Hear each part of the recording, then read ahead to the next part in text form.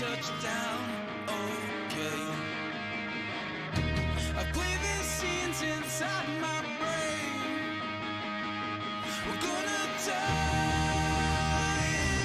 on a plane. Another day that I will take, before we come crashing through the ground. 'Cause I don't think I've lived enough, never gonna make it out alive. Inside, I'm gonna die on a plane. Everyone else will land okay. I should have done something today. I'm gonna die on a plane. Another day that I will take, before we come crashing through the ground. 'Cause I don't think I've lived enough, never gonna make it out alive. Never gonna make it out alive. Inside, there's something more. There's something more I can't ignore. Are you ready to board? Are you ready to board? I'm ready to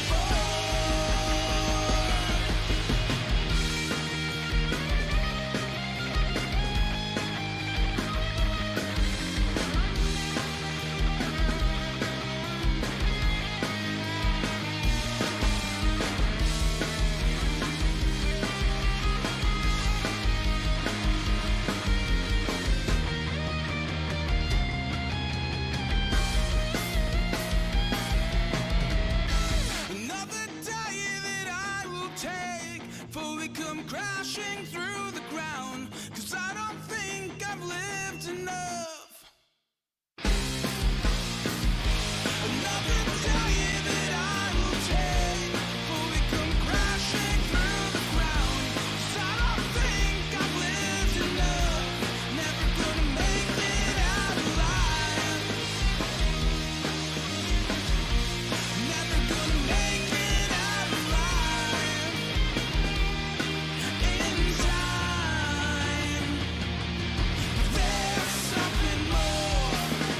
There's something more I can't ignore. I'm ready to board. Are you ready to board? I'm ready to board.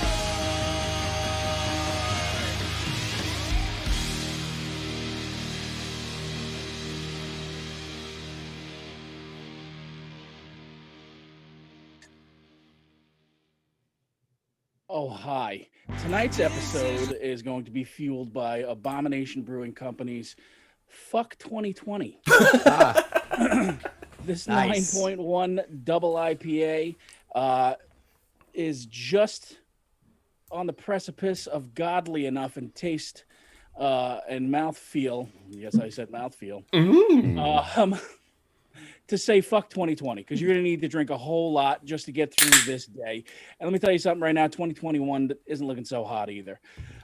So, Kev, would you mind counting us down, sir? In 5, 4, 3, 2, 1.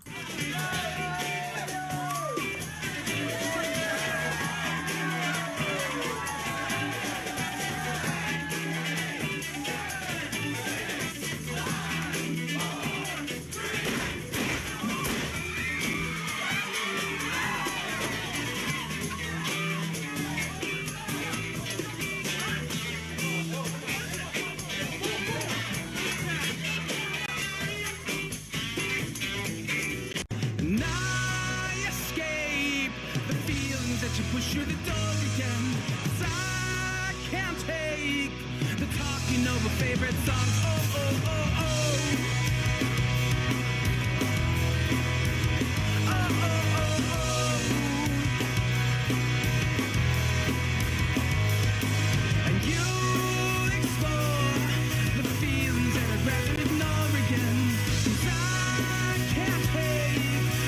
talking over telephones.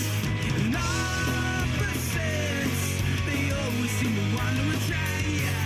We're unmatched, the risking of a heart attack. But I didn't want to call you back, didn't want to make you come, 'cause I never want to call you everything under the goddamn sun.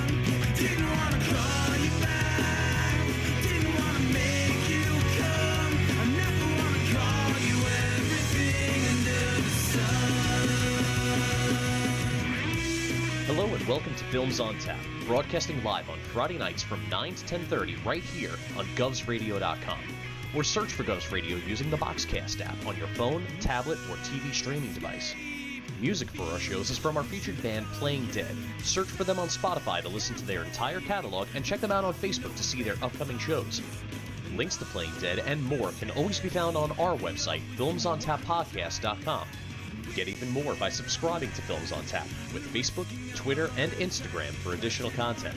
So grab a drink and settle in for tonight's show with Tim Saliani, Carla Oberson, Kevin Scott, and Jim Trappin. And as always, the host of our show, Chris.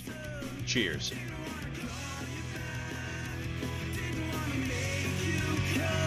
I never want to call you everything under the sun.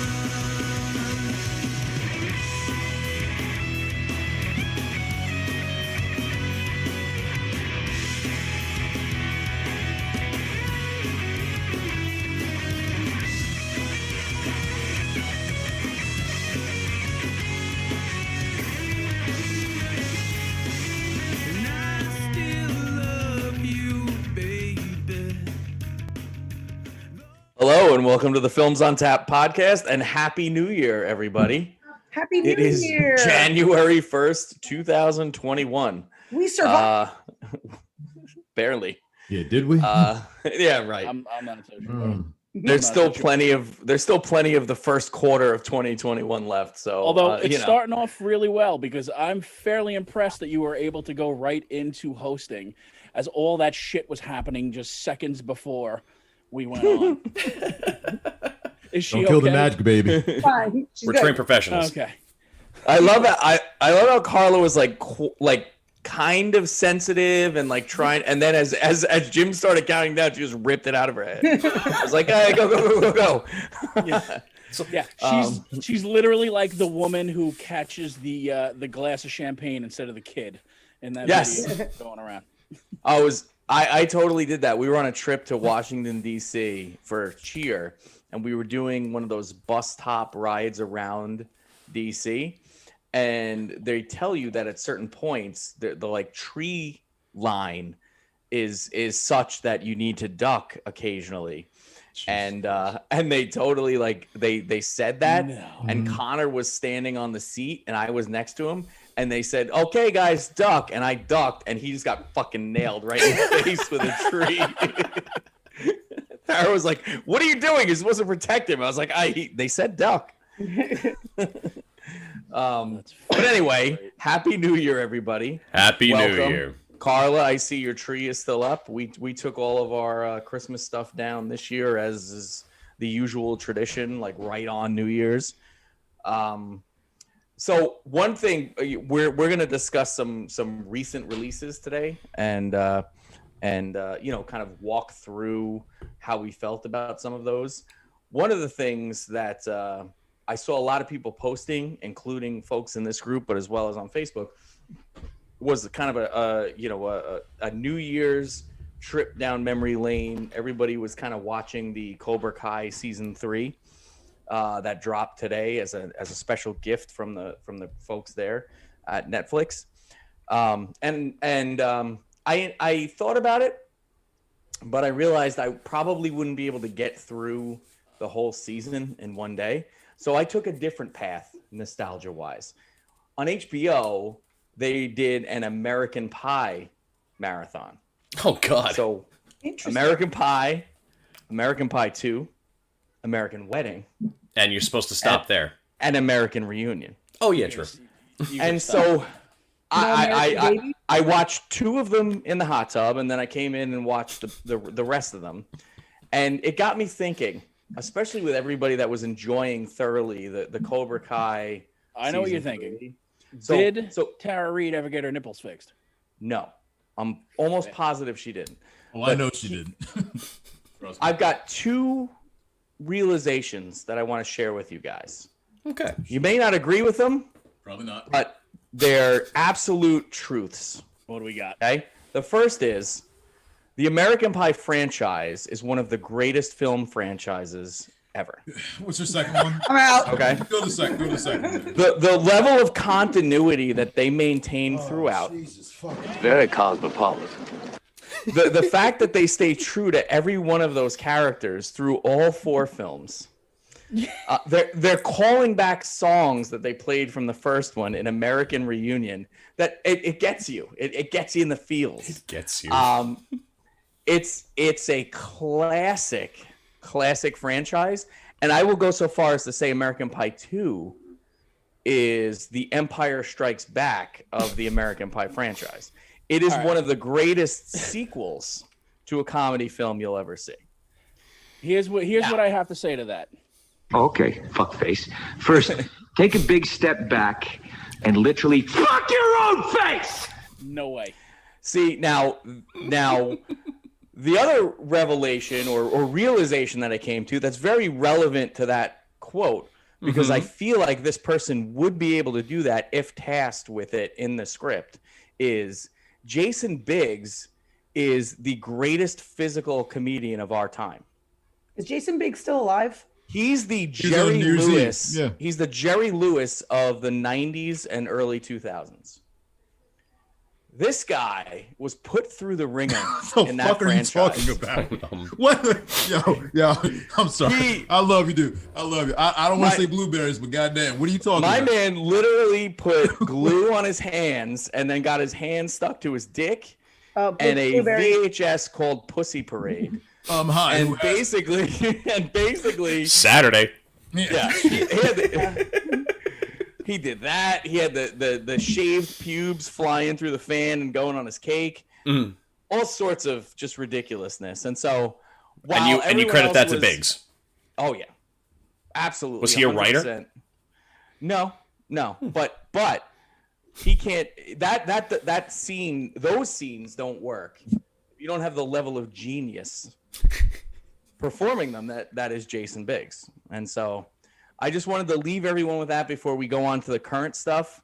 Revisit the American Pie franchise when you get a chance. HBO is playing it like crazy. Cool. For some reason.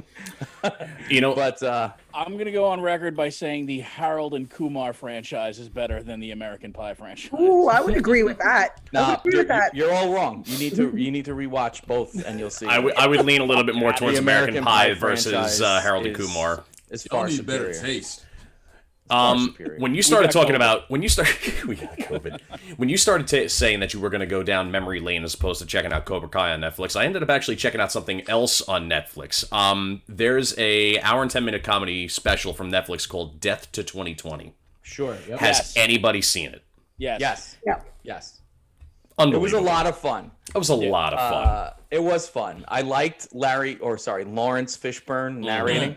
It took me a second to recognize the voice too. I'm like, wait, who the fuck is this? Is this the guy that like narrates Deadliest Catch on Discovery Channel? I'm like, no, it's actually Lawrence Fishburne. I mean, I don't know that I made that mistake, but I did. but I also like the fact that they interviewed Lawrence Fishburne. Oh, wait, no, that was the other guy. They don't all look alike. Fucking unreal. But yeah, I had a really good time watching that. It was, again, Leslie Jones, who we just mentioned before as well. She was great in that, by the way. Unbelievably good in that. Kumail Nanjiani, he was... what was his fucking name again? It was like... Burt Multiverse or some shit. Yeah. Some Google Tech high, rich billionaire dude who built a bunker for 2020. Yep. It was a lot of fun to watch that. It was I don't want to say it was like best in show style, but it almost kind of was the interviews of like important minds and opinions of the time of 2020. And Sure. It has that I feel loved to it. how like Fishburne was reading it so seriously, even when they were just completely like making ridiculous statements or like jokes about like Trump or whatever was happening. Hugh Grant was great. And I realized as I'm watching him that he doesn't really need that much makeup to look that old anymore. No. It was really just like some white wig and then like nothing else. For a minute, I thought it was Ed Helms in like really fucking crazy makeup, and I'm like, no, that's just how Hugh Grant looks today. Yeah, it was actually the captain from Deadliest Catch. Oh, Gus. Oh. How do you know so much about that show? What the fuck? But 18 seasons. You pick up a few things. But you know who's really good, and she was great. He's got the Phil Memorial necklace that he wore. Got a cheap Kristen on eBay. Milioti, Yeah. who played the like suburban housewife conspiracy theorist / anti-vaxxer type, archetype. She was great in Every that. neighbor. She was great. Yeah, She was great in that. She was great earlier this year in Palm Springs with Andy Samberg. She was very good in that too. Someone that I definitely am interested in seeing do more stuff. She was great. That it was a very entertaining hour and what was it, like an hour and 15 Hour and 10. An hour and 15 minutes. Yeah, something like that. Yeah. It was like some of the stuff we just went through, so it's you're not really that interested to revisit it, but seeing them take a satirical or a funny take on it was fun. It was fun. It was nice to just remember that pre-COVID when all of Australia was on fire. Right. We had this The beginning of the show, I was like, oh fuck, That's that was right. this year. And it made Oh, that Australia too? almost uninhabitable, which is something that they're used to, or however that joke went off. And I'm like, oh, all right, this is going to be good. Yeah. And they continue with the very satirical, very just, it's great humor. It's great humor. I would You really gotta encourage, check it out. I would definitely encourage anybody to watch it. It was it was fun. It was fun. And what I will say is it was even handed, it wasn't just rip on Trump type shit. Like every chance they got to make fun of Biden and how ancient he is, they certainly. And he was there as an old man during the coronation of. Exactly. Like a lot of Civil War hero jokes and shit like that. So wait, Tracy Ullman does not get her due enough. She was awesome too. She's fucking incredible. Mm-hmm. Yeah. I mean, and that's where the Simpsons came from. Very true. Yeah.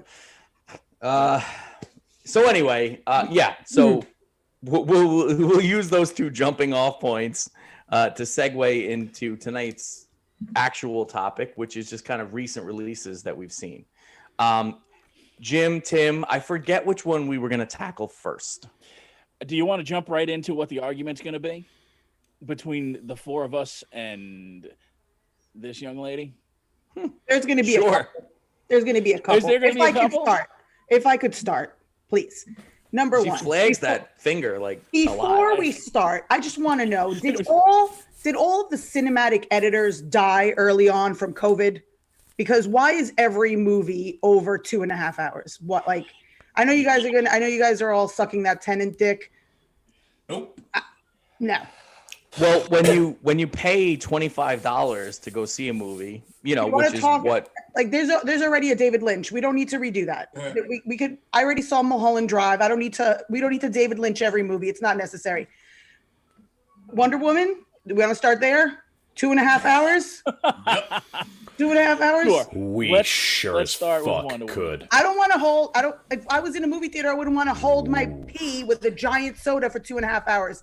But I found it very entertaining. I liked it. I would have loved it at an hour 45 or even 2 hours. Would have loved it. I found it more entertaining to watch you hold your pee for 2.5 hours. Yeah. So when you were an hour and a half in, you didn't like it? No. When I was fucking 10 minutes in. Right. 10.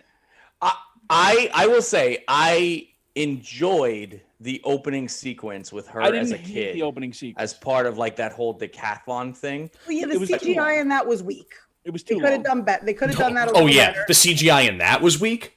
Well, Are we you watched it, fucking and kidding me? Look, at one point it looked like they threw a child-sized dummy through a hole. Yes. And I was Yes. like, what is They that? So many jokes. I was like, Listen, Yeah. when I knew I was in for, I checked the time, the exact time. It was, I think, minute 13, and the robbers walk into the spoiler alert for anybody who hasn't fucking seen it. Are we The spoiler robbers alerting walk into the everything? mall, and Spoiling the everything, head yeah. robber, this cool guy's like, nope, I wouldn't do that, and pulls out a gun, and he's supposed to be all badass. I Cut don't to like fucking guns. 2 minutes later, and he's all freaking out like this because his partner is dangling a kid, and I'm just like, Dude, the overacting of the villains in that Ridiculous. whole it was insane. Holy shit. You were like, oh wow, they're trying to make like the 1970s Linda Carter Wonder Woman, I think but there was as a part of callback this to big that. budget. No, it wasn't. It was a terribly written, terribly acted scene among many in that movie. Yeah. I mean, and again, there's a place for her to be the hero, and for that scene with her and the little girl to like give the thumbs up and the wink and the or whatever. Bombastic action scenes in massive crowds and wink, wink. Don't tell anybody you saw me. And what I'll say is, honestly, like in the moment, that part works, but then you start to think back on everything that led up to that part, and it's ridiculous, absurd action, stupid, terrible acting. I feel bad for Gal Gadot because she's like this amazing woman and a solid actress in this utterly insipid What was and that? terribly. Wonder Woman wasn't realistic enough for you. Is that where you're No, going? I'm not saying it has to be realistic.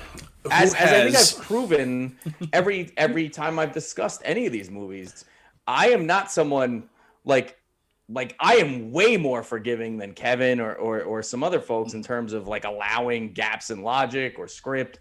I'm a huge Marvel fan. I'm a huge Star Wars fan. None of those are realistic in any sense. They're all fantasy. But they still When try to it's- get there. When it's trash, it's trash. Oh. Like you can like when I'm watching something and I'm caught up in it and I'm not thinking about these things, then that's those movies that do that well. There's plenty of Marvel movies where I'm watching it and part of my brain that's not necessarily in the front right there is thinking, oh, this is crazy, but I'm caught up in it and I'm fun. But when I'm picking apart all the acting and just the stupid decisions and lines, I mean, This movie has I don't know all who around fucking failures. wrote this script, but Jesus, it's Tim. awful. Can I give the unpopular opinion that Gal Gadot is not that great of an actress? That's not unpopular. She's fine. I I don't mean, think that's she's an not. unpopular She's- opinion. She's incredibly beautiful. This Yes. movie has And that's zero about it. highlights for any of her talents whatsoever. She can't cry. She really can't push forth emotion of where the only thing that could have driven this movie would have been some kind of an emotion for what she's going through. She's got all the emotion of an Israeli soldier. Good point. Well, I mean, that's Spoiler not alert, she was. Yeah. She was. Yeah, I mean, it was Right. right. She But can't I vote mean, for shit. when you look at how we all responded when we saw the first Wonder Woman, I think all of us were like, okay, that was okay. It was decent, and she was I think we very were like. shocked. I think we were all like, she's a pretty good, Wonder Woman. And it's not, I'm not expecting fucking, Wuthering Heights from Gal Gadot. I'm not. I'm expecting her to look really hot and be that character. And I think for the most part, she is. The problem is this movie, like Superman 2, which did it way better, and some other things, is when they try to make the character either lose their powers or be different than what there's got to be a reason for it and there's got to be a payoff. And when there's not, you're just like, what the fuck am I watching? Like, you went out of your way to try to make Kristen Wiig be more attractive and powerful and enticing than Only Wonder to turn Woman. her into. I'm Rum sorry, Tum that's not Tugger. happening. They almost got there, though. But like many other things in the movie, it fell short. By far. They almost, Yeah. She fucking turns into Rum Tum Tugger. Yeah, That's what so happened. that could have been cut out. We didn't need all that. It was We didn't- awful. It was terrible. Like just The having central, the MacGuffin of this movie, the whole Wishmaster idea, it's been done a million times in four Wishmaster movies, maybe more. The Monkey Paw, Dude. Paw story is essentially fucking thousands of years old. Oh, Yeah. There was It's a the give and better, take. House of Everything's got a Horrors, price. Like 4. there was a better 15 minutes in Bruce Almighty when he granted everyone their wish, and then all chaos and shit just went loose. Yeah. Than this entire movie. Yeah, well, this was the movie that came out of all that chaos and shit. Right. I guess somebody wished, hey, I'd like to make a Wonder Woman sequel 20 years from now. We're gonna set it. And he granted that wish, and this is what happened. And we're going to set it gonna in the make most Kristen Wiig boring look hot. era of all time. Despite the poor acting and the weird plot line and the plot holes, there's a lot of holes. Like what happened? That guy that just turns into her boyfriend. What happens to him? Like, what happened to him for like 2 weeks? Well, he got raped. Like, Well, that's he got raped. interesting. His wife and kids just thought he was dead or Well, something. no, he didn't have wife and kids. It was also kind of funny because they kind of set him up. They coded him as being a gay character. Oh, was he gay? Flamboyant outfits. The fact Pictures that of he by himself all over his He apartment. didn't have a wife. He did, or that we know of. Oh. And then not only did she rape a guy, she raped a gay guy. Hey, it's all about inclusion, Kev. It was he- 1984. Yeah, Was that's he the actually inclusion gay? we want, though. Was he gay or was it just the 80s? It's There's a but fine Yes. line. granted, but the way that film characters are written, he's coded as being gay. Because look at towards the end of the movie, he comes back as his normal self. They see each other. They have a brief conversation. He's like, all right, bye, and walks off. Yeah. For one of the most beautiful women ever. He's just Have a nice day. Oh, super. And she- Thanks for not even hitting on her asking. whatsoever. Yeah. She's like, She's "Ooh, looking at him like, yo, I saw your dick, dude. It's really ridiculous. she's like, ooh, look at the way he'd wear that scarf. What happens if the only way to kill Wonder Woman is HIV? Give it time. I'm free Saturday. No, it's a dumb movie. Like, Yeah. I think you'll agree with that. And then you have the idea that I think she's very beautiful. Gal Gadot, she has 35 acting credits. Most of them are either Wonder Woman appearing as herself or Giselle from the Fast and Furious movies. Yeah. She's not really pressed to do real acting. I think Cleopatra, which comes out allegedly next year, will be her first real test. From what we've seen, I don't think she's pulling it off. You don't think that a great editor No, cutting this movie down by 30 to 40 minutes would have this fixed would because I have do. to be You- an hour and 35 minutes tops. No. Yeah, Carly, you're absolutely right. There are moments that they linger in throughout this entire film just to fill out a 2.5-hour time slot. It's the flight with the jet to try and get them to, I guess it was Egypt. To get them wherever they were going, it spent way too much time lingering on special effects that really weren't there. But Lightning, the lasso to the lightning, that was not necessary. It looks even None of cool. that It was. looks cooler in the trailer. But if you take Yeah. some of that stuff out, what are you left with? You're left with a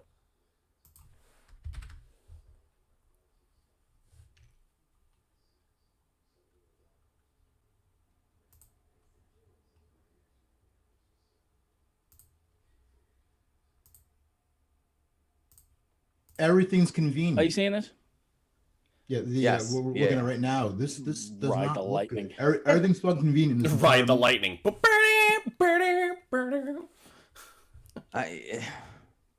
Yeah, dude. I mean, the whole fucking thing is just goddamn awful. It really is. And enough with the fucking lasso. Was she? Kristen Wiig was the only good thing about this until I don't know, maybe halfway through, and then it all Well, started going downhill. I like that even through like almost most of the third act, she was still like answering her call and trying to do the right thing and like trying to find the fucking thing or whatever. But I mean, that It's shit. CGI was.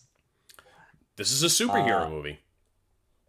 And like I said, I remember saying out loud, the only thing that would make this worse is if the fucking villain turns into Rum Tum Tugger. And then guess what? It fucking happened. Well, take it back to Chris Pine. Chris Pine should not have been in this movie. No. But the reason why he's in it because she Probably can't act. contract. Yes. Well, forget about contract. The fact she can't act, they need someone who could carry the film. He does a lot with what little he has, but what he has is so fucking stupid. Everything from the taking over in the other body to the wardrobe montage scene to him being a World War I pilot who's barely fucking amazed by a space shuttle to all of a sudden being that World War I pilot can fucking fly a jet to Cairo that just happened to have enough gas. to do a round trip within about 24 hours. Well, yeah, it does now. Like- Come on, it's the future. It's No, 84. Tom Tucker, there he is. It's dumb. It's a dumb fucking movie. Yeah. There's Also, no the getting around armor. it. Can we talk about the armor? What's the point of the Yo, armor? that man. What's the point of it?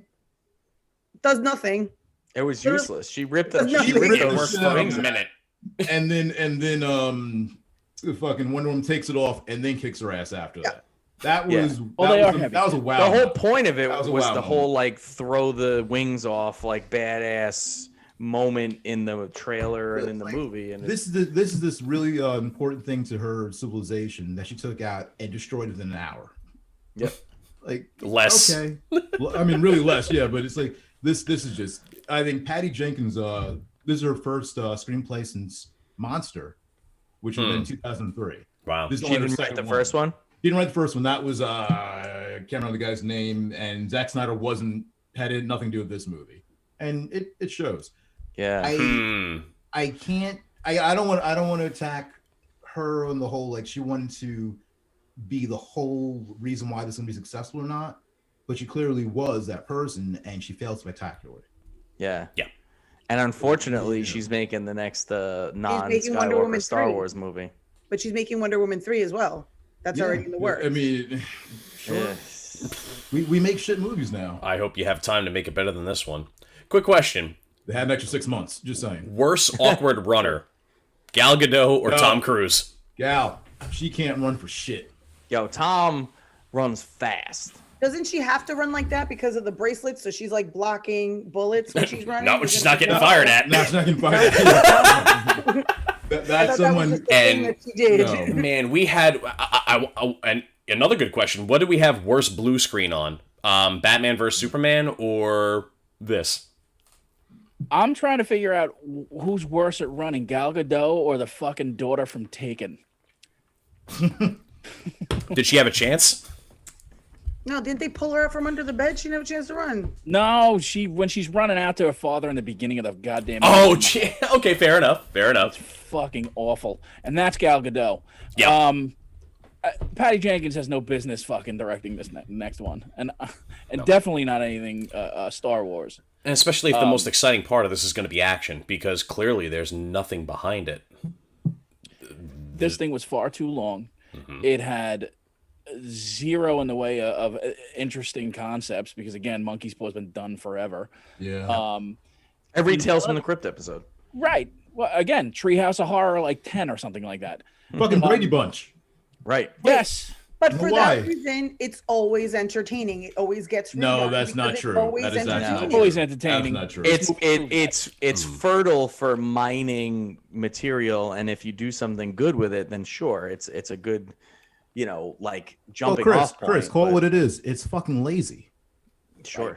It's a shortcut. Everything in this movie is a shortcut. They go to Max Lord's office, and he happens to have all the fucking plans of the stone there on his desk. Why? Yeah. Zero. Why was And by by the way- no, hold on. Why was his ticket to Cairo in the fucking garbage can? Right. Didn't How's that he get getting on on the the fucking plane? plane? Yep.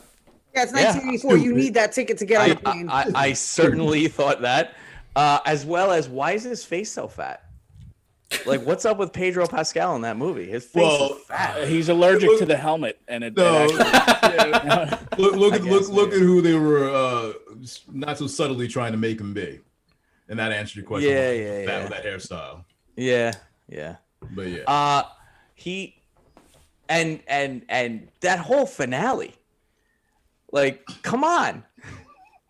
She just like makes a speech, and the world is like, yeah, you're It's right. the exact You know same what? speech that was in the beginning of the movie. Hey, we finally got a payoff on that. Give me back my wish.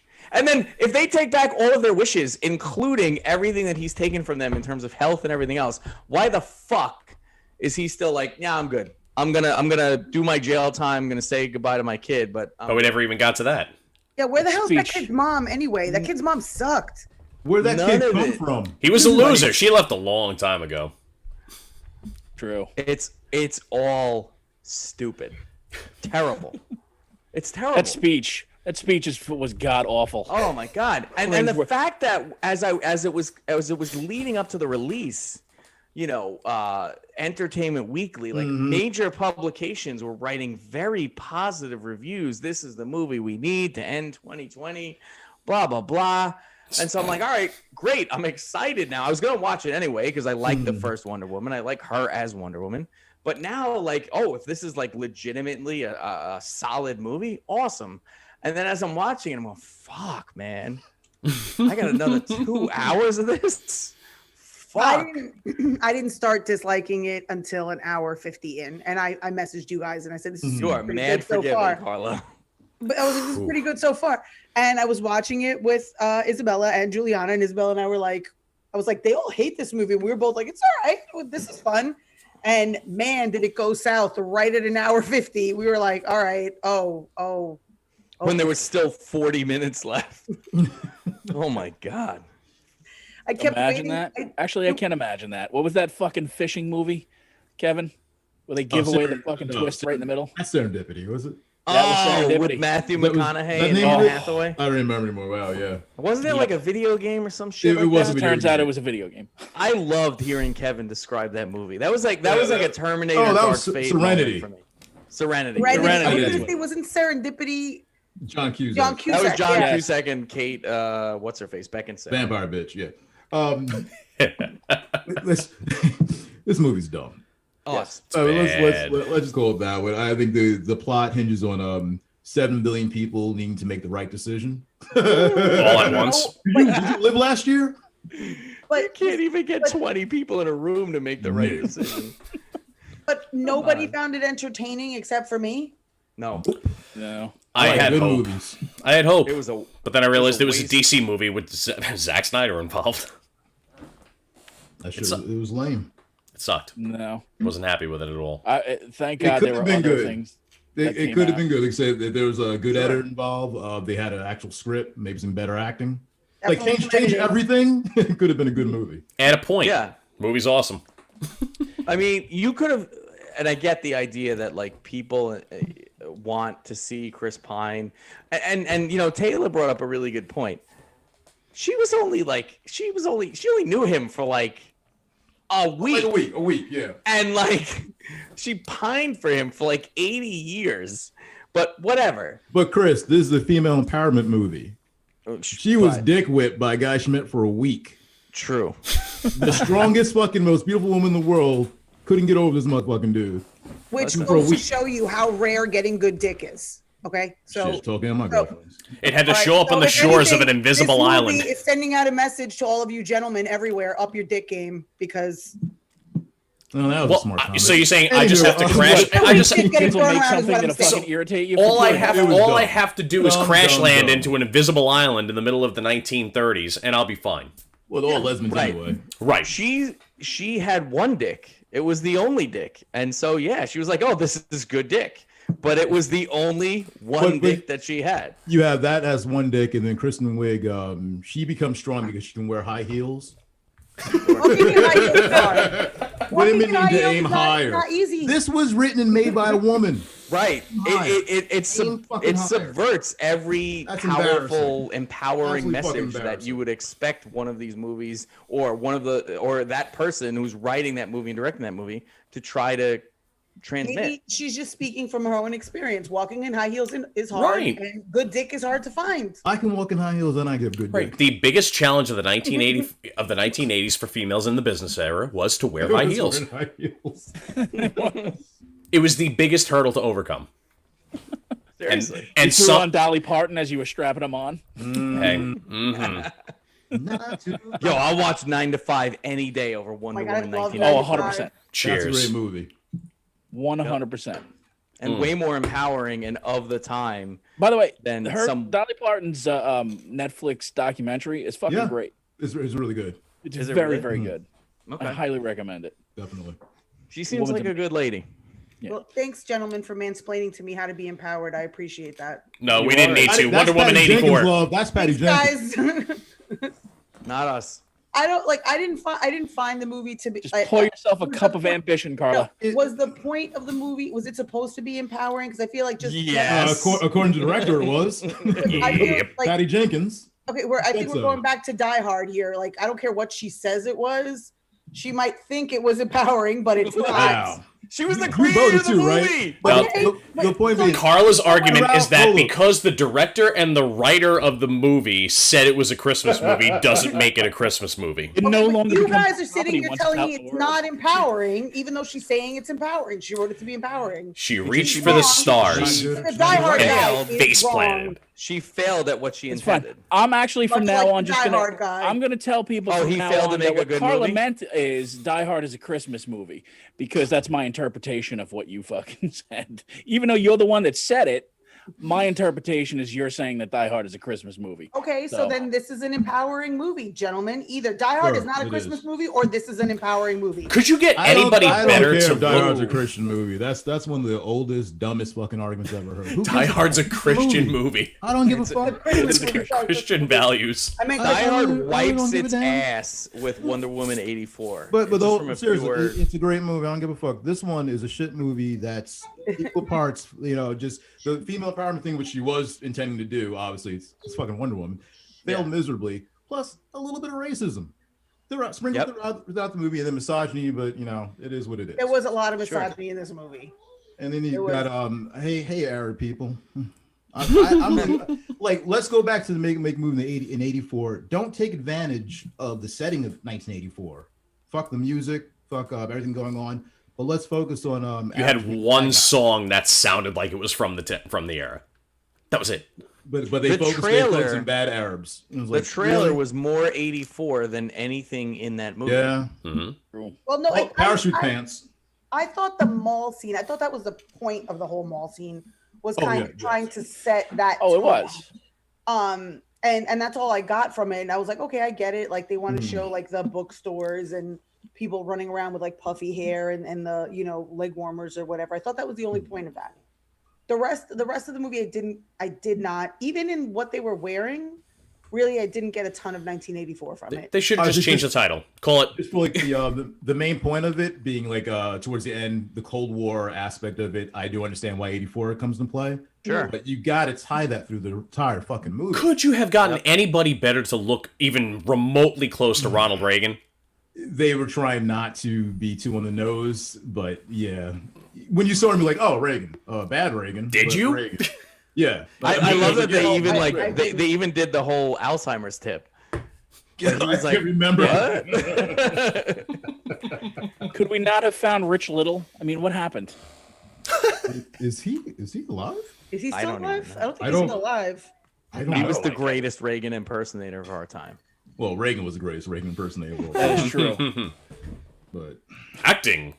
Wonder Woman, amazing. Wow. What a Step up a- for the DC universe. but just a sheer disappointment given Yes, yeah. the fact that we were able to watch it at home, Mm-hmm. which, by the way, that's a movie that, like, theoretically is a big budget, big spectacle, all that stuff. Right. It was great at home visually. As long as you've got a nice TV and a good sound system, I don't need to see the movies in the movies anymore, I mean, including this one. I don't need to see this one ever again, and I wish I hadn't seen it but at all. how's it going to look in Um, 4K when you're flying through fireworks for 7.5 minutes? Yeah, that was. How slow is that jet? Invisible, Kev. So Not only that, This was just 2 because it's second scene. just because it's invisible doesn't mean it doesn't exist. Like, if one of those jets got hit by the amount of fireworks that thing got that's hit what by, I was thinking. Yeah, I didn't think it was would safe. explode. A flock of geese took down Sully Sullenberger's fucking jet plane. Yeah, I he mean, handled this That is business. true. He was flying a jet plane and he was a World War I pilot. Let's just leave it at that. Listen, he's a smart guy. Smart guy. I just gotta push this button. Boom. Oh, there it goes. Yep. The fuck out of here. He was like, "Oh, it's got one of these things that I push forward to make the plane go." Well, yeah, but the last thing I want to talk about is the handsome man character whose life gets taken over for the week, whatever. Not only was he raped, because I think that's been established, he probably lost his job, and he's probably wanted for stealing a jet plane. Yeah. So that's Yeah. fun. That is true. His life is ruined. He's done, yeah. But he's enjoying the snow? Sure. Oh, he doesn't know yet. Yeah, this Yeah. movie It ended was like a months Hallmark later. film. It's months later, though. It's kind of funny. fucking believable. Ugh. All right, what's the next goddamn thing on the agenda? Anything better? There's plenty. What? There is plenty. Well, we had 3. Well, I think Soul was Soul. another one we were going to talk about, right? All right, we're going to talk about Soul. Let's I talk loved about Soul. Did you guys not like it? I really enjoyed it. Did you really? I did. You I like enjoyed Disney Soul? everything. I For like real? Disney everything though. It's pretty hard to disappoint me with a Disney movie. Because here's the problem. I absolutely love this fucking film too. Yeah. It is. I was waiting for you guys. I'm like, really? You guys hated this one too? You soulless bitches. Pixar. God damn it. Pixar just has a way of grabbing you by the heart, twisting it around, and making you love everything they bring to it. Whether it's, I thought you were going somewhere else. I can't even that's imagine. The little souls. What I liked is, you know, when this was intended to be released in the theaters and they had the previews out, they made you think it was a thing that it certainly ends up being, but then there's this whole other plot that they completely don't show you in the trailer, which is super nice to experience. You know, like you're watching this movie and you're like, this is different than what this trailer laid out for me.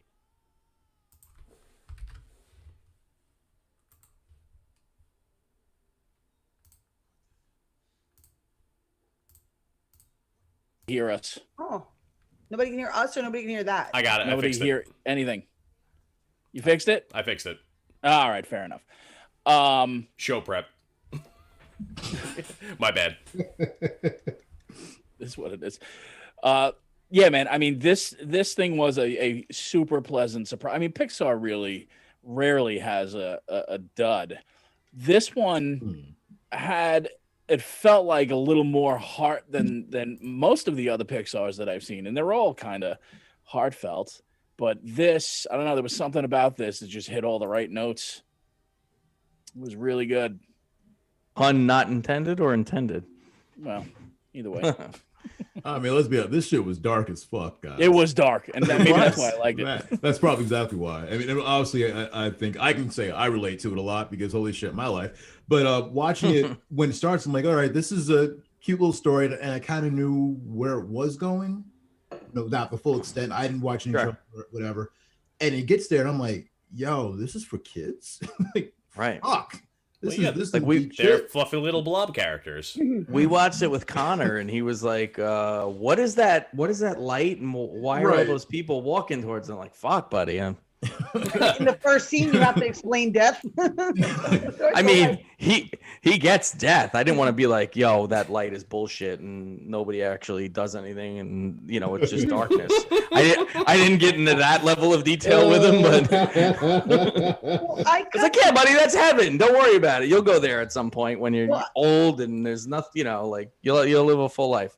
did you guys get the idea that when you went to the light, you just ceased to exist? Because that's what I thought was happening. Yeah, Like, it was like go fucking into bug it like- zapper. So, And they were, yeah, exactly. I was Yeah. like, oh, so there's nothing. There's literally, this is it. Like you're done and you're done. That's what I got. I was like, I thought that was pretty grim. Disney's just completely like, there is no heaven. You just stop. You bug zapped and it's over. It's a big old galaxy out there. That's So they fair. refer to it as the Great Beyond. That's what they Yeah. called it. Yeah. I guess they couldn't really go one way or the other because obviously people get pissed off either Sure. way. But yeah, that got even darker. Yep. I watched it. I think shit, maybe just last night. I can't remember time again. I was blown away. I thought every aspect of it. The voice acting was amazing. Jamie Foxx. Yeah. I was surprised. I thought he did a great job in that. Yeah. Story beats were amazing. It's just you get to the end and you're sitting there and like, yo, I wasted my entire life, and then you just want to like, you know, reclaim that time. I know that there was a huge discussion about the end of the movie, even amongst the people who created it and everything. They were arguing back and forth what the ending should be. Should it be whether he should be whether she he'd be allowed to come back? Yeah. or the other? And then I think I would like it more if he didn't.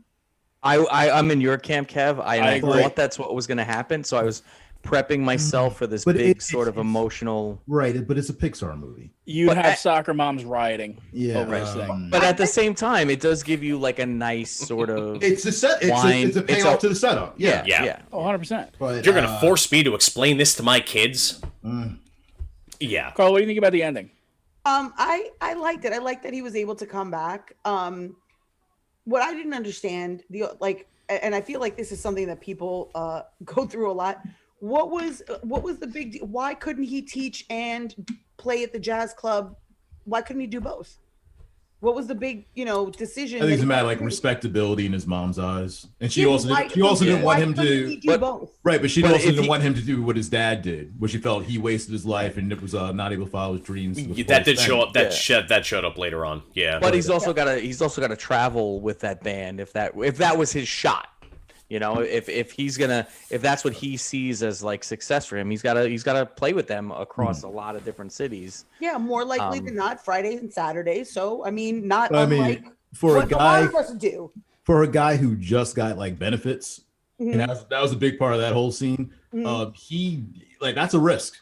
It's a risk, and we well know that shit happens. I mean, I think it's kind of heavy for a fucking Pixar film to get into that aspect, but Inside Out was pretty. Inside Out, yeah, that was grim. Yeah. I love that motherfucking movie too. There's a lot of levels in there too. Jesus.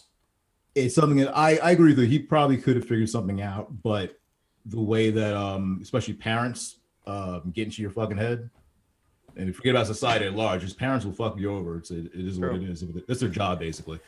Yeah, but also even just emotionally and psychologically, the level of Damage. commitment that he needs to, give to performing, right? So he's constantly in that zone when he does perform. Is he able to do that really if he's also got to be doing lesson plans and all this other stuff with teaching? And again, to your point, Kev, yeah, it's nice, it's secure, he gets benefits and a paycheck. It's not really what he wants to be doing. Now, Well, in the education learns- system, I don't know how secure that is either. Yeah. true. But he learns throughout the movie that, teaching someone or imparting wisdom or bringing someone along is a rewarding, fulfilling thing. And so it doesn't necessarily have to be that I'm, my dad or that I'm this great jazz musician. Maybe I can get satisfaction out of that. But until he goes through that, he doesn't know that. Agreed. I gotta know, Chris. Did you cry? I'll tell you this much. I was there. I did. I was there by the end. I think I did at the end. I think I got like a little teary-eyed at the end, especially when I thought that he was giving himself up. I certainly got emotional there. Fuck you, remember So you Pixar. were there. Carla, you did. Kev? I think if I got close, probably because I brought my own fucking baggage to the thing. They have a way of doing that, though. Yeah. Yeah. I will say that I cried, I would say 3 to 5 times more, heartily and vehemently and emotionally in Uncle Frank than I did in Soul. I can't wait to but see it too. I think I did towards the end, get choked up and That's funny because Uncle Frank was supposed to be the palate cleanser to. Oh, I didn't finish Soul. watching Uncle Frank. Didn't get it started. yeah, that's not a real good palate cleanser. No, if no, you're it talking was- about emotion. No, it definitely was not a. It wasn't a good. No, not at all. It's a great movie, but it's an emotional ride, and it definitely takes some serious turns where you're like, oof. Yeah. Yeah. If anybody hasn't seen Uncle Frank out there, should definitely check out Uncle Frank. Soul was, I would say, as far as Pixar movies, it's up there in the top 5 for me. It's very good. I mean, it didn't well me up or anything, but Yeah, I think I want to watch it again just I'm to dead kind of inside. see I would how definitely it holds watch it up for again. me, knowing kind of the plot points and stuff. Because, if it still holds up, it's certainly up there. I think the comedy was not forced. I loved the interplay between him and Tina Fey. You know, that whole montage where they're just like trying stuff to see if it inspires her was just Right. it's fabulous. It's a Meh. great yeah, exactly. That's like everybody nowadays. Like everybody's meh. And that's what I hope changes. I hope people at some point appreciate things more. I mean, when you look at what happened to us this year and what we're going through even currently, like when we finally get back to some sense of normalcy, you know, maybe hopefully people will look back and go, you know what? I should appreciate things more. You really should. I mean, great example. Like right behind me in my office here, I've got a guitar that I haven't picked up in probably 2.5 years, and I know how to play it really well. But there's this zero motivation that I have to try and like do these things that I know that I love and I enjoy, and that I know that I would have a good time with. And if I kept at it, I'd probably enjoy it more. But Wrote a song about it. Want to hear it? Here it go. Jim, can you play 1 week on the guitar? Oh my god. no, but I can fucking do it on karaoke Oh, like it's we know nobody's that. business. I'm just checking if you learned how to play it. It's only like 3 chords, so I probably could. So, but Yeah, I don't think the Bare Naked Ladies are very complex with their no, their notes. no, agreed. But again, Oh, it's the greatest watching you do it. It is whiter than paying for premium gas. Yes. If anyone has the opportunity and the means, if you get a chance to watch Jim sing the Bare Naked Ladies on karaoke, it is the greatest thing ever. get the bars open. We'll do a live event. It's on the page, I think. I think Yeah. we posted it. Bare Naked Ladies or Toto Africa. I mean, the two are just either one of those is. Carla, we did a karaoke night at Long Island. It was a Films on Tap Long Island karaoke night, and it was fucking hysterical. We had a good time. It was a good time. Somebody's ass almost got raped by a mash tongue. So we're all giving what? a thumbs up on Soul. What? Did I? We were going to substitute the paddle that we used to use with that massive ore that they used to actually mix up in the vats over at Long Island. Oh, and, right, okay. That's right, the Okay. mash tun paddle. I forgot that. Yeah. I was like, What? what? One. We also used to paddle each Yep. other because good times. You know, Gay. you know, Paddle for each other for what for- reason? views, listens, Yeah. reviews. I think honestly though, even better than Jim singing 1 week in karaoke was him telling Dan Burke that he stole the recipe for Killian's Irish Red when he made Celtic Ale. I never Oh, that was Jim. said that. There's no fucking way I said that. That was yeah. Yes, it was. Yeah, It was basically like, hey, you're hosting us here. Let me tell you, I love your beer. It tastes exactly like this other commercial beer. That's no. which it does not. No, it doesn't.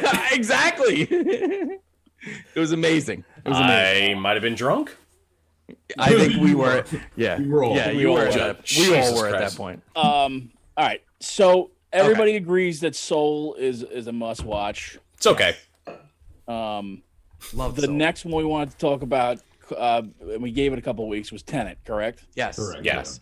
Now this was Yeah. a movie that was like the first Here he goes. Hollywood release. Really since everything shut down.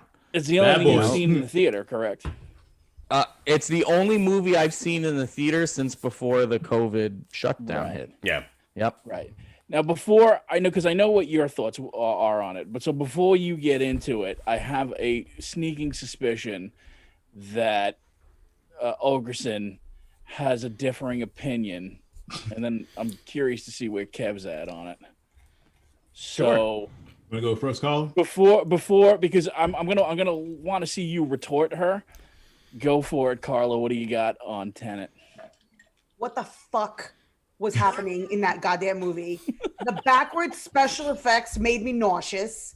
I still am not exactly sure what was going on. It was far too long. I fell asleep on it multiple times. And then I woke finally, like I just stopped going back. because I didn't give a shit what was going on anymore. I guess we're just spoiler. The wife, I wish she would have gotten killed in the first scene. I fucking hate her from the first moment. She's so annoying and skinny. What else? I don't Tim, I don't know how I retort that. Let her go. I don't Let her give go. a shit about the She's not kid. done yet. She's not done yet. No, I don't give a shit about the kid. They keep talking about like, oh, I couldn't see my kid. Like she barely sees her kid anyway. Who cares? Yeah, no, I hated it across the board. I hated it. I fucking hated it. I hated it for 2.5 fucking hours. Does no one edit anymore? Nobody? Just no. We're just gonna just let the movie go. The and fact no that one's you gonna cut hate anything this out. and actually enjoyed Wonder Woman makes me feel that much better about loving this movie. I knew that was coming. Do you like David Lynch movies? Sure. Okay. Sure. I don't love all of them, but I love Christopher Nolan movies. And then I'm sure you're one of the people that you're like, oh, I totally got it. I understand what the old people behind the dumpster means. It doesn't mean anything. The fucking bunnies, the people in bunny hats ironing, that doesn't mean shit. These are you people just like watch these insane movies and they're like, no, I totally get it. No, you don't. You don't Actually, get it. No if one anybody gets gets it, it's gonna be Chris. No one gets it. They're not meant to be understood. This movie sucked. But that is something that I think, that pisses people off about Nolan's movies. Things like Interstellar, certainly this one, to some extent Inception, though I think people Memento have was grown to love that one and I find it a little bit more accessible, is the fact that there's not like a clean cut answer to a lot of the stuff in there. It's something that you do have to sit there and kind of ponder, and you may not come out with like, yes, A plus B equals C. And so, yes, that movie makes sense to me, and that's why I'm good with it. Nolan does it intentionally with all of his films. Just a quick interjection, because I know this is going to end up becoming a massive argument across the board.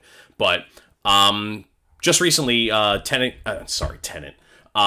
Christopher Nolan ended up coming out with a book, The Nolan Variations, written by somebody else. It almost came off like an autobiography, but it goes through a lot of his process and a lot of his reasons for why he does certain things in films. A good friend of the show, actually, Erin Coughlin. She was on one of her episodes. She wrote a couple articles for Sci-Fi about the AI, and we had her on the show in the past, and she actually got to ask a few questions to Christopher Nolan during a private, you had to pay to get into it, I guess it was, but a Zoom meeting discussing the book, his process, and dealing with a lot of production companies and stuff like that. And, he goes through a lot of those subjects, and, good for her. She got to ask the questions that she was curious about him. But the one thing that I can, I guess, say that I can appreciate out of this film is that he got to do what he wanted to. Completely across the board. And he's had a career that's built up to that. You really have to fucking love the shit out of what Christopher Nolan does to truly appreciate this film. Otherwise, you're lost. He doesn't. I had to watch it more than once. I will absolutely acknowledge he doesn't make it easy. The dialogue mix is atrocious. There are scenes where they're there are scenes where they're not wearing masks. Right. And the ambient sound is louder than the dialogue. Yes. Right. And then when they put the masks on, it's even harder. It's a clusterfuck. Like Right. when I watched this movie, so I watched it once in the theater and then 3 times on Blu-ray. I literally go into my receiver settings and turn the dialogue level up 3 times what it normally is, just to make sure that I'm hearing. And you shouldn't have to do that. No. Nope. That is just a I thought it was me. I was. no. It's totally the mix, and it's a dick move. It's a dick move, and you shouldn't do it, because in a movie this sort of elusive, the very least you should do is allow the exposition to be intelligible and understandable, and allow. I had an people's easier dialogue. time hearing the sound of metal than I did. Right. Yes. Which is another great movie, but and I'm sure we'll get to it. Right. But so I absolutely acknowledge that was poor. I don't understand why he did that. It's happened before in other films that he's done. Yep. He it's like he has a tin ear almost, where He does. it's like the sound editor is going, no, dude, listen, it's got to be like this, and he goes, no, I want it this way, It's like Darren McGavin in Christmas Story when Melinda Dillon's like, no, the star is fine. What's your problem? And then he tilts it crooked, and he's like, perfect. It's the same thing. Like there had to be a cut of this movie where the dialogue was intelligible. Fun fact: Christopher Nolan's colorblind. Okay. Is he also partially deaf? It's nothing to do with. That's why he lets Hans Zimmer do it. That's why he lets Hans Zimmer do all the work. Does he hear colors? Well, what's interesting is this is Ludwig Göransson, who does the Mandalorian music, did the music for Tenet. Yeah. And I actually love the music in this because it has a heartbeat like many of the other soundtracks to his films do. Yeah. So I'm gonna absolutely say that he failed to correct that, or he failed in his vision of having the dialogue be so elusive with that sound mix. It shouldn't have happened, and I feel like the movie would be a lot more enjoyable to the folks that aren't as interested in him as a director and his subjects, and who are like seriously there to pay attention and like stretch their ear to listen. Not everybody's going to do that. And so you need to make the movie as accessible as possible, especially when the subject matter is not so. Yeah, he is not perfect by any means No, whatsoever. no. And it actually shows when, again, you look at a team, when it comes to editing, sound mixing, cinematography, across the board, there's a reason there are people that are great at their job. You can't do everything. This was a movie that was all him. It is literally a showcase of the best of Christopher Nolan, and there's a few things he's not that good at. Sure. And admittedly, Sure. Yes. but this definitely showcases his weak points as well as his strong points. So there's plenty to criticize across the board in this film, but it's actually really endearing that he got to this point in his career that basically the studio said, do what you want to do. I mean, it's his own studio, fucking Syncope. But the idea that he was able to do the exact movie that he wanted to do is extraordinary, but it highlighted a couple of his flaws. Yeah, I mean, sure. I loved the opening.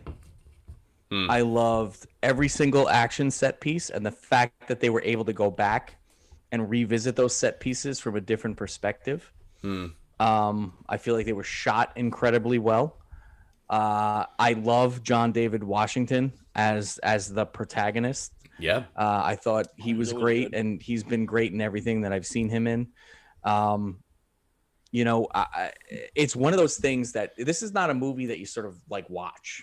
It's a movie that just sort of you're part of as you're watching it. You kind of experience, and so I even love like Pattinson's character is a lot of fun, and I feel like is really good in this. And so having taken part in it for 4 times now, since 3 times since I saw it in the theater, there's just something about it visually, stylistically, the interaction among the characters. To me, it's one of his most accomplished movies. I realize, like you said, Jim, he's sort of off doing his thing the way that he does it, with and sort of unchecked, responsibility or He was ego. given a lot of trust free reign to make the movie that Sure. he wanted. And so I get He's got that Tim it's Burton privileges. not Yeah. it's nowhere near perfect, but there's so much that happens in this movie that I love, that for me it's up there with Inception as my favorite Nolan movie. Now that movie has stood the test of time for me. Obviously it was all aside from, I think Tim was the only one that didn't have it as his number one of the 2010s. Yeah. But me, Jim, and Kev did. It was there. I love that movie. I still love that movie. And I think that it still plays incredibly well. Time will tell for me on this. But what I will say is, so far, I've seen it 4 times this year. And every time it's been time well spent. And I feel like if you watch it over and over and again, there's more things that you pick up on. There's bound to be, because there's dialogue that you didn't hear before that now you're hearing this time around. Or there's It took me at least 2 times to figure out what the fuck was there's going on. some other part of it that you haven't seen that you're now picking up on. But it's one of those movies that I feel like is worthwhile because of that. Every time you watch it, you can kind of pick up something new or think, okay, is maybe this the idea? Maybe I didn't pick up on it the first time, or maybe it was intended a different way. But now that I'm seeing it again and again, maybe there's something else going on here that I didn't notice. And so, in a year that didn't have a ton of theatrical releases, it's the only movie really since the beginning of March that I was able to see in the theater. But that wasn't the only reason, because I've seen this multiple times at home. I love this movie. It's challenging. I get a rush watching all of the big sort of set pieces that happen in the movie. I love the interaction between, John David Washington, Robert Pattinson. I want to know. Kev, what is your? Because I can't get a gauge on what you think of this. How did you feel about Tenet? I outside the sound, because obviously I think we all agree with that. Right. Brilliant. I think it was twice the plot of Inception with half the charm. Sure. That's a good point. I didn't get into it. I think the first half of the movie, it's a lot. The opening sequence, fucking phenomenal.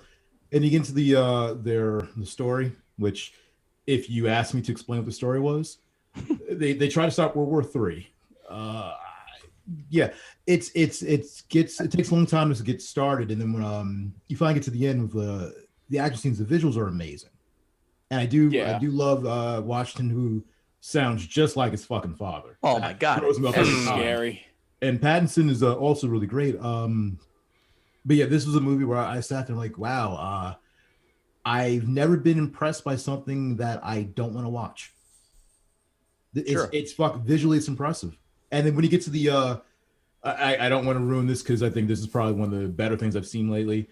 There's a complete mind fuck of a scene that you might see coming a little bit, but when it hits, you're like, wow, they pulled that off, and hats off to you. But it felt like I was doing homework. Yeah. Fair. Yeah. Fair. Yeah. I liked it a lot, but I don't know. For me, like I liked Possessor more than I liked this, and I liked this a lot. I did. I don't know. There was something about it that it was just. Yeah, I loved Possessor. Possessor is awesome, and it really was like I was expecting it to be good. I was expecting it to be good. I kind of, after seeing this one, I went back and just kind of looked at Nolan's filmography. Yeah. And it's super, super impressive. There's usually like a good 3 to 4 years in between each. But like even some of the lesser stuff is really impressive. And I can honestly say, for the last 10 years or maybe even 15 years, what he's put out means more to me stylistically, emotionally, and personally than my favorite director of all time, Spielberg. So it's not something where I'm ready to say that he's my favorite director, because I'll never lose that love for the entire catalog that Spielberg has put out. But I will certainly say recently I respond to most things that Nolan has done. And this one in particular just felt like such a complex plot with some really great visuals and action set pieces. And I just kind of like, for whatever reason, I soak his stuff up and they speak to me. And it's, spoiler alert, when we do our best films of the year or favorite films of the year, it's the top of my list. I've seen some really great stuff this year. But for me, that one, I've spent like 12 hours of my life now watching Tenet, and I still feel like there's more to see and discover and enjoy a bunch more times. I like the fact that you went back, because I watched The Lord of the Rings and then it sent me back to watch Meet the Feebles. Ah, that movie's oof. I remember I was a kid. What? And this was before Lord of the Rings came out, and I had seen Dead Alive. Dead Alive's great. And I rented Meet the Feebles, and my mom walked in. She's like, "What the fuck is this?" She's like, I thought you're like Christopher Nolan. What the fuck are you watching? It's like, nah, don't worry about this. Don't worry about it. It's fucked up puppets. It's no big deal. 4 of us are on board for Tenet. Carla, not so much. Look, I didn't understand what they were doing. I didn't understand why they were doing it. I didn't understand when they were doing it. I didn't get that they were trying to stop World War III. This was the only time I've ever watched a movie where the quote unquote bad guy, all he wants to do is end the world. There wasn't going to be a war. I was going to say, this is like, it wasn't that he was causing World War III. He was trying to end existence. Literally no benefit. End Like, existence. That's the description of the fucking movie. Yeah, he's dying, so It everyone literally has says to it. die with him. And you guys really like it was too many action sequences. I respect It was that. just like an overdose of action sequences where it was exhausting, and then you just don't give a shit anymore. It's like another car chase, and none of you guys brought up that big final battle where there's hundreds of soldiers blowing shit up and dying and battling no one. I'm pretty sure I said I didn't like it. So I'm not They're sure. battling no one. No one. They're literally the big pivotal scene at the end. They're all running and shooting at no one and nothing. This movie was a fucking mess.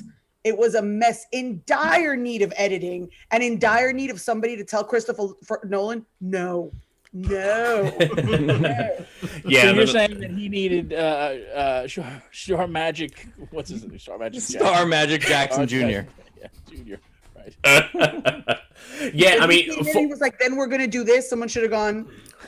Yeah, no. 4 out of 5 of us sounds a little bit over. Like, I want to say we're like 3.5 out of us. You do know, you son of a bitch, because we're gonna have John David Washington running backwards and flipping in the air. Yeah, but he learned the fight sequences backwards so that he could realize what they were doing frontwards. Look, there's so much fucking going on. There's so much going on in this film that, yes, Kevin, you hit it right on the head. It's homework to really fully understand what was going on in this film. And, again, I'll just reiterate what I said. It feels like it shows the weak points and the strong points of what Christopher Nolan can do. There are films out there that we've seen that are considered some of the best of our time, and they're coming from Christopher Nolan. But as a director, yes, he screenwrites. Yes, he actually, he makes films. He makes the majority of these films, but his stronger point, I think, is in directing. Are you his agent?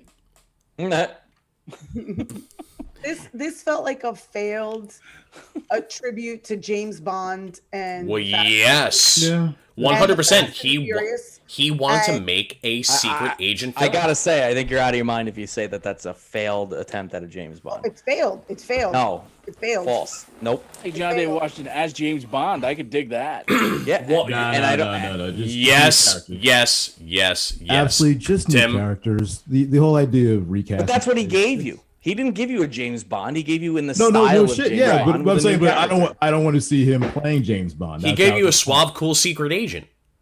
Regardless of it's this time mind fuck. Here's what: would you rather have Washington or would you rather have Oh shit, we talked about this. Wasn't he slated to also become the next James Bond? Well, no, Idris. Or are you thinking Idris Elba? Who would you rather have? I'd rather have a in new this fucking movie? character. But yeah, Okay. a new character. I think character. Kev is right on that. front.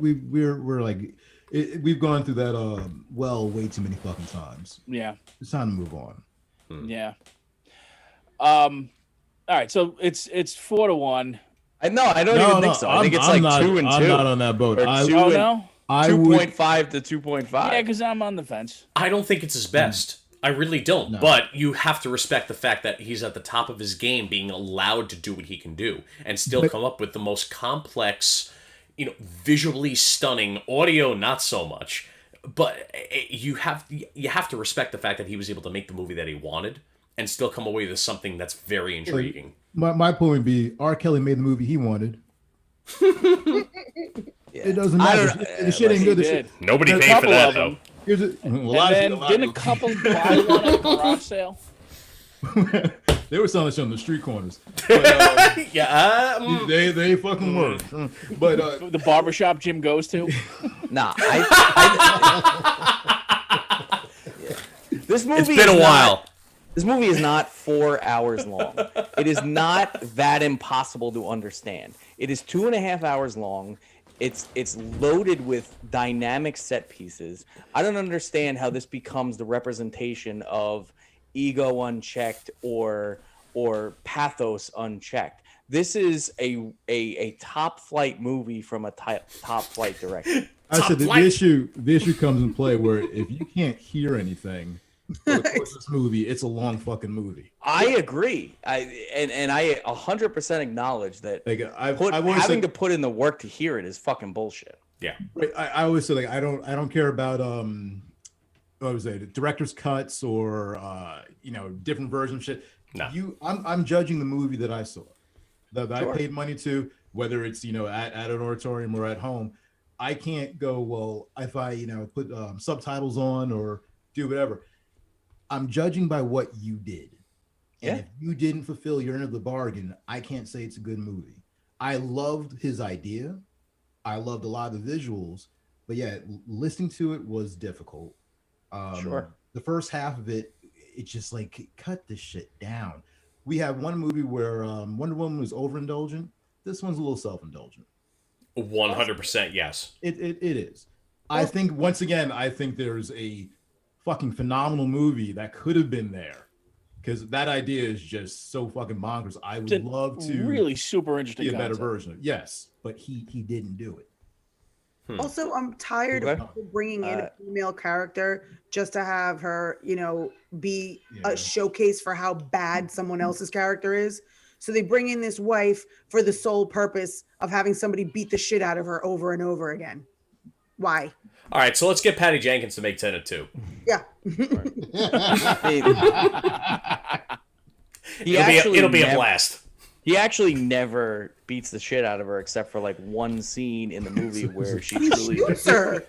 What? He shoots her. Yes, of course. He also shoots a million other people just And because she's a woman. he's about to beat her with a belt, and he puts his cufflinks into the belts. Yes. Yeah, that's some cool shit. I'm gonna try that one. But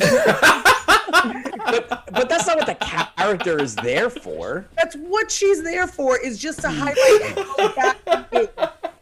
She's a damsel in distress. Bad, He and is the damsel in distress. bad because he's bad to her. Of course, but now are we now saying that movies can't have any damsel in distress? But she But his movies there, happen to a she's lot. just there as a punching bag. That's it. That's her only purpose. Until she steps up at the exact moment. She steps up. She It's a gets the better wonderful of him, dive, though. and she's never a punching bag. She shoots him. I'm sorry, He she's a shoots her. shooting target. My bad. Yeah, you're a shooting target. I want to shoot you. Get in line. Listen, With the boat, though, I will say that that was a good dive. execution. Landed it nicely. Yes, I would say 8.5 on that Sure. dive. Sure. She can probably run. All right, so it's a mixed bag for that. Except Chris is. I'm 100% behind this movie. I love it. I respect the position that David. It's my second favorite Nolan film behind Inception. I respect the position that Christopher Nolan is in, that he can make the movie that he wants. However, you get the best people for certain aspects of where you're lacking, and if you can't realize that, you're going to end up with criticism up the ass.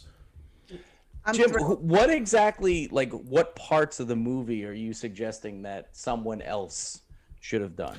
I mean, well, Because story-wise, I think it's a little bit tough because I absolutely enjoy the intellectual part of this where you can try and break down everything that's gone on throughout the entire movie. However, 2.5 hours into a mass production of, this is a blockbuster movie. Everyone has to be involved. Everybody has to be into Well, it. he and his brother have generally written every movie that they've been involved in, for sure.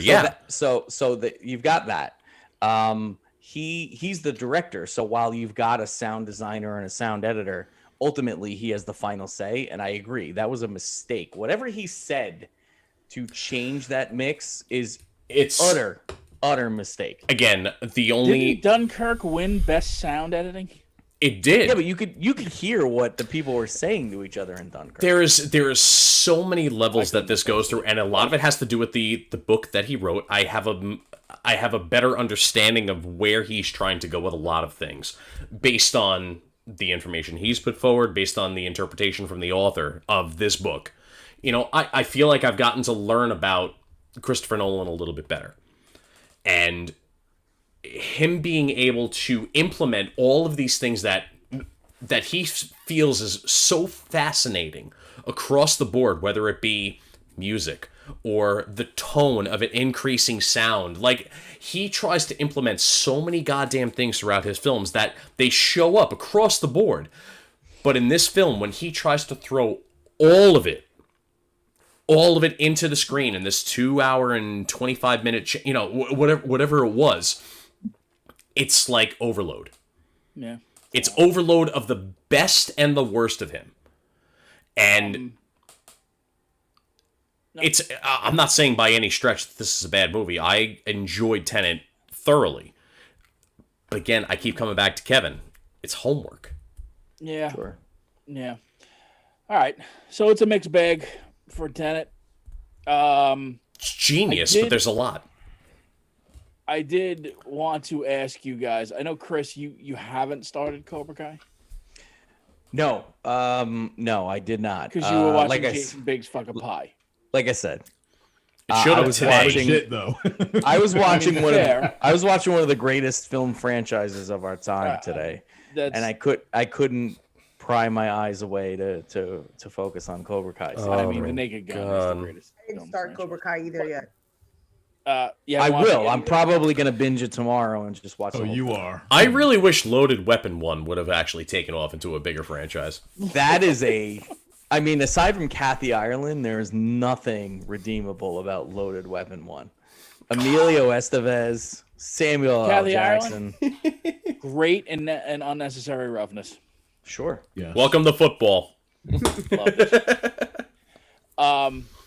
Because I just wanted first impressions quick, but I guess we'll have to wait on that. It came I'd out like today. to wait just because, it seems like a bunch of people jumped on it. Certainly, I watched them all.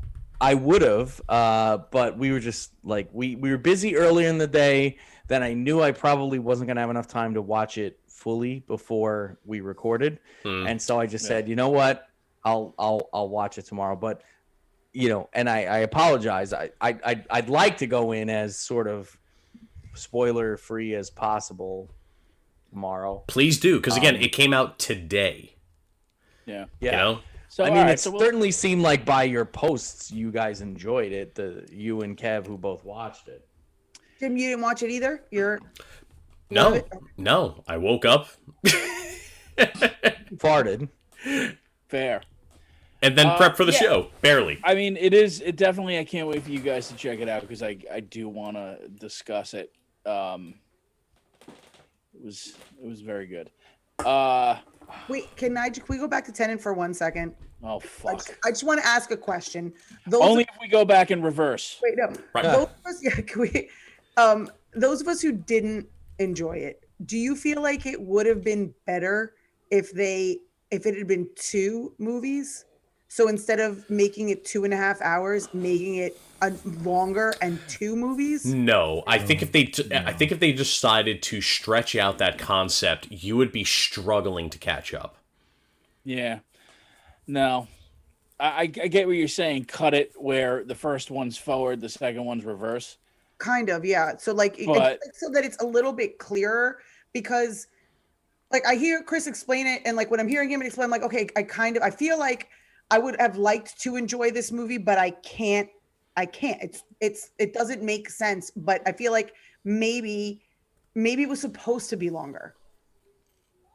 I don't think it was supposed to be longer. I think he was being purposefully elusive to the detriment of the audience. And Yes. I feel like if he had either the sound would have been better, so The streams are getting crossed right now. Oh, sorry. I was saying I feel like he should have at a minimum made it so that you could understand the dialogue, right? Yes. But then beyond that, there are some things that he could have sprinkled in detail-wise to make the actual events a little more clear. I think, as you think through it and watch it multiple times, you get yourself there. But and again, if you're not willing to do that, then to Kevin's point, if I have to watch a movie multiple times to really understand it, is it really a good movie? I get that, and I acknowledge that. I think if you clear up the dialogue and you make it so that everything is understandable, because there's even stuff in like a restaurant between two people that there's no reason that you shouldn't be able to hear that you can't hear. It's stupid. Nolan has a fetish with sound. He absolutely has a fetish with sound and the impact that it has on certain scenes. Yeah, true. He's got a fetish with the way that sound impacts a scene. And you take but if you take care of that, and you throw a bit of exposition in one or two scenes, I can almost guarantee that the movie would be a lot more satisfying for a lot of people. I don't think you need to extend it and make it 2 films. I like the idea that you've got 2 sequences of events happening in reverse time, because I think that's the entire conceit of the movie. Like without that, then you don't have a movie. Right. But it's just a matter of making it more understandable. I think would probably make more people like it better. So you're saying you're smarter than us? No, not by any stretch. It's for you. I'm saying I watched it 4 times, but what I'm saying is I love Christopher Nolan, and I happen to love this movie right out of the gate, seeing it in the theater, and so I felt like, there's enough here to watch it again. Not everybody is gonna feel that. Some people are just gonna go, fuck this. I can't hear the voices. I'm whatever. And I totally get that and understand it. Maybe I'm a sucker for, letting him manipulate me in a way where I want to really like keep digging and understand it. And that's fine. If I am, I am. I happen to really, really enjoy his movies, and I really, really enjoy this one. But it's not a movie that everyone is going to love. And I totally get that. Also, time travel cancer is stupid.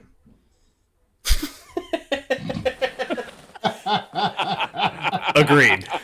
That was well played. Time travel cancer is stupid. So is wish granting cancer. That is true. That might even be more true. Yeah. That is true. I do want to quickly, since we did bring up Uncle Paul, and it was a thing. Uncle Frank. Uncle Frank. Uncle Paul. I mean, Uncle Paul is great, but I would like to do that. I prefer Uncle Nino. Paul. Oh, Uncle Paul. We need some Uncle Nino. What was Bam Margera's uncle that like ended up getting arrested? Oh shit, Uncle Dom? Uncle That Don. was Yeah, Don Vito. Don Vito. Don Vito. Vito, yeah. Yeah, he got arrested for he's like dead. child pornography or something. He's dead. He's Sick dead. fuck. Can only hope. No, That's kind of my barometer for health. Like if I ever get to a point where like my toenail can be easily peeled off because it's just rotted, I may off myself. We were worried for a little while, Tim. It's fair. I get it. So Uncle Frank, I wanted to talk about that very quickly before we close it out. Sure. Are there going to be spoiler alerts? Because I'm halfway through, and it's No, we'll keep it spoiler. No, we'll keep it vague because I want people to watch this thing. Yes. Because I'm very upset that he's not eligible for an Oscar and only an Emmy, because I have not seen sans Rez Ahmed, right? in The Sound of Metal. Is that Yeah. Correct. Yep. I have not. Paul Bettany's, which is why I said Uncle Paul. Yes. His performance in this thing is the best. Is I think one of the best things, if not the best thing I've seen this year. So much so that he took material that isn't that great, comparatively to other stuff that what's his name has written, American Beauty and Alan Ball. right. The 6 Feet Under. And 6 Feet Under. I mean, for Great. fuck's sake, 6 One of my Feet Under, favorite great shows of all time. Yep. Not that great of material, and Paul Bettany takes this thing and fucking brings it to a level where I'm literally sitting in my seat. And So yes, did Wally, by the way. Wally should get nominated for best. If this was released, the guy who played him, yes, he is Wait, like the Pixar Wall-E? no Wally. The The boyfriend. Okay, He's- gotcha. I'll get there. Isn't that Ball's significant other or husband or something? I have no idea. I think All I so. know was that he was just such a great complimentary, really important piece of that movie. And without him, like without Bettany, it all falls apart. But Bettany elevates it, certainly. But if you don't have that other character to balance off of him, it falls apart. So I think the two of them did great work in that movie. Amazon Prime, right? Amazon Prime, who, by the way, been killing it. Sure. Killing it. I mean, honestly, the two of the best things I've seen this year are The Sound of the Metal and this. Yep. Last year, I should say. And it really is BS because that's not a TV movie.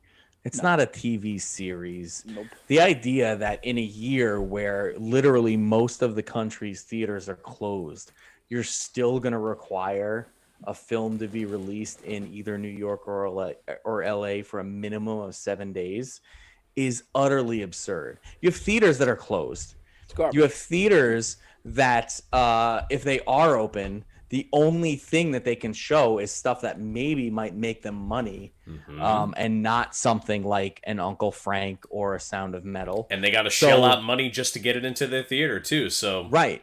So it's just make a concession, or you know what? Better yet, given the way the industry has gone and the way the world is, don't fucking make a concession. Make it real. If it's a movie, if it is minimum 85 minutes or 80 minutes, and the intent is to make it a movie, and it's released on a streaming platform or in the theater, not Lifetime, not fucking, TBS. It's the intent of it, and we can all judge and tell what that intent is. Right. Is a film. Make that eligible for the Academy Awards. Now, Yeah. ultimately, the Academy Awards are bullshit anyway. Right. So who gives a fuck? Longfellow Bottomtooth gives a fuck. I would argue that any one of our top. I would argue that any one of our top 10 lists over the last 5 or 6 years that we've been doing the show capture more of what are the great movies than whatever the fucking Academy Awards nominate and ultimately reward. Dick Nato. Right. Oh, my God. What a terrible fucking thing that was. If that wasn't a 5-hour representation of Bill Z. Bub. I got into like a 3-day long fight with Tara because of that, because we were watching it on TV where he's got like literally vagina on screen, and I got my kids in the other room. Like, fuck, this is a bad idea. Oh, you didn't pay attention to the ratings? I was like, but Tim likes Bill Z-Bub, or he wants to watch it, so whatever. I just thought like that all happened because really quickly because I came across. I was looking for the worst thing I could ever watch, and one of the things at the bottom of his list was a movie called Dick Shark, and I was like, "What the fuck is Dick Shark?" And then I read it was by a filmmaker named Bill Z-Bub, and I was like, "Oh, I'm all in." Which on is a this. great name, yeah. All I in watched on about 7.5 minutes of Jesus Christ Serial Rapist, and I was which like, is another title of his. I can't fucking Or hang. Ant Farm Dick Hole. All right, so kids, you guys are going to need to... Somebody's... All right, so kids, for homework, you guys are going to need to figure out whether you like the entire catalog of Christopher Nolan versus Bill Z-Bub. You do the math, you figure it out, and we'll We'll get back to you at the start of this wonderful new 2021. Both are very accomplished and successful directors. I was just about to ask Kev what he thought about Uncle Frank too. Did he just hang up? He's gone. He's gone.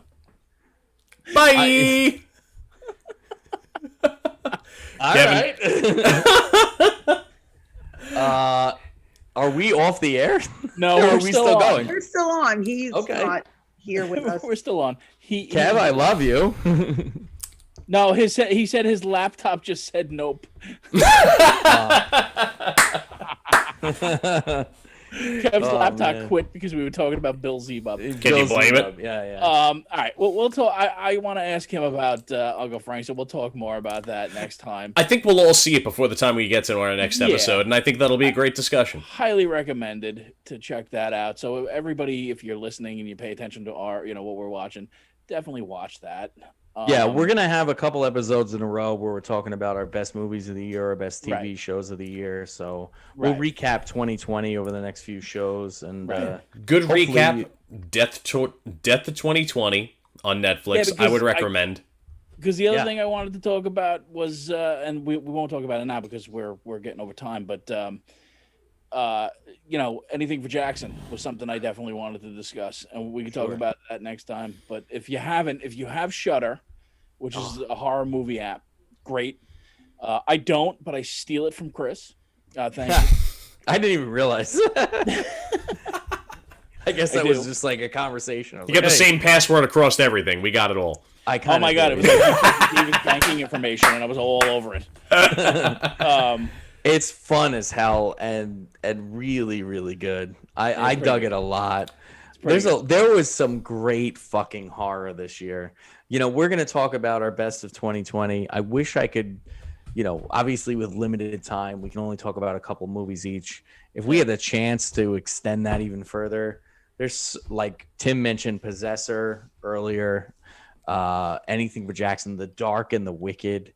There are so many great fucking horror movies that came out this year. I may talk about Scare Me in my top 5. That was fun. That Loved was it. a lot of fun. Yep. And Carla, I could definitely agree with you that Tenet is a lot to get into. Like it has absolute flaws, but I feel like we're going back in time. no, it just comes down to that there's going to be a lot of. I think there's still a lot of good to discuss when we come across our top movies of 2020, regardless Sure. of how we come across them.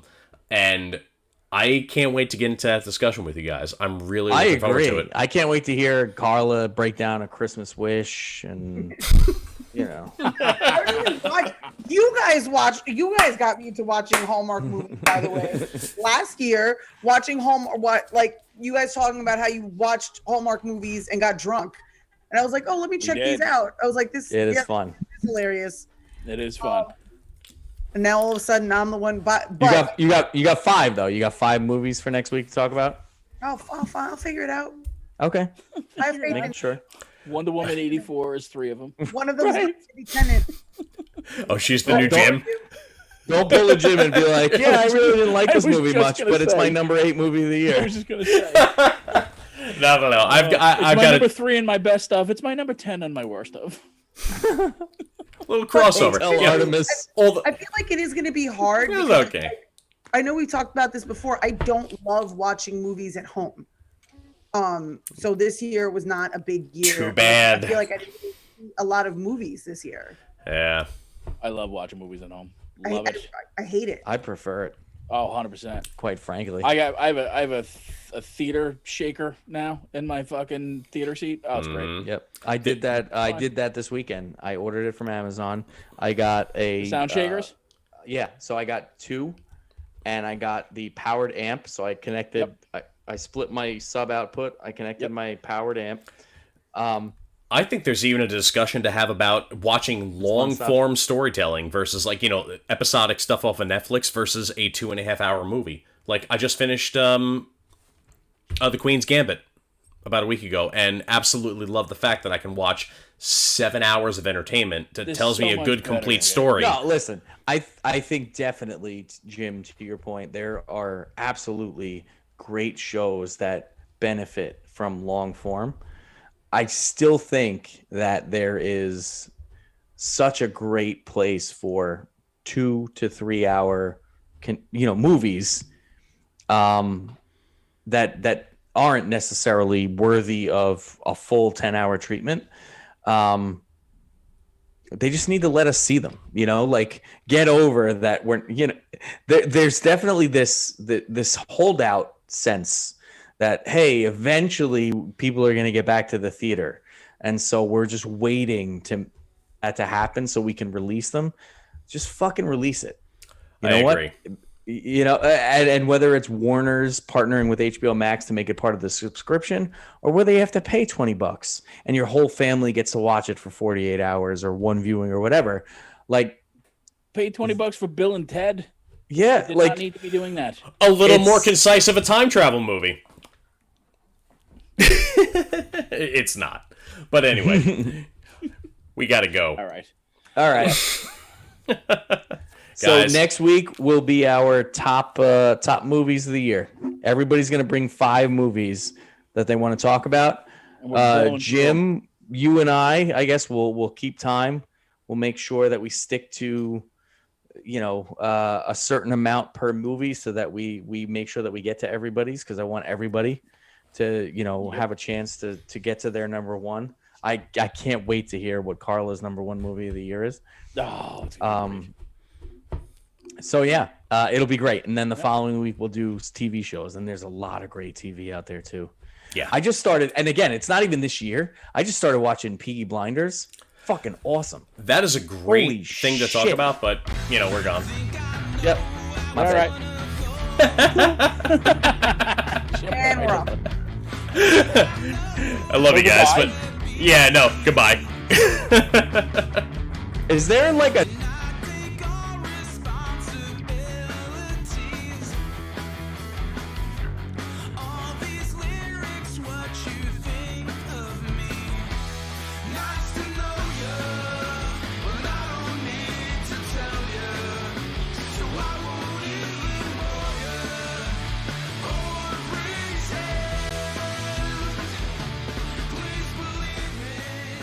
Thanks for watching Films on Tap.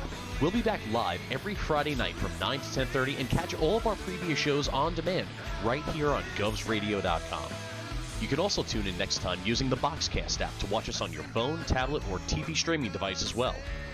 Check out our featured band Playing Dead on Facebook and Spotify for more of their music, and be sure to subscribe to Films on Tap with Facebook, Instagram, and Twitter for any upcoming events, comedy shows, movie reviews, and additional content.